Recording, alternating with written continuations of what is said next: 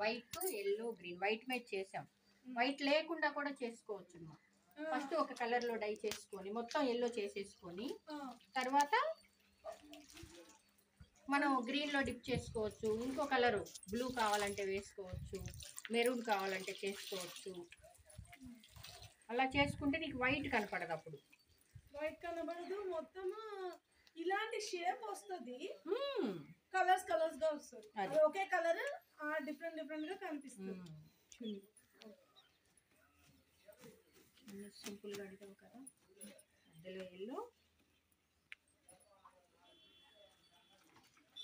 అది కూడా డిప్ చేసేసి నేను తీసేస్తా. అది డిప్ చేసి చేసామంటే ఇది ఫస్ట్ డైరెక్ట్ ఎల్లోలో వేసి తర్వాత మళ్ళీ గ్రీన్ చేసాం. అక్కడక్కడ డాట్స్ పెట్టుకున్నాం కదా, 2 డాట్స్ పెట్టుకున్నాం కదండి.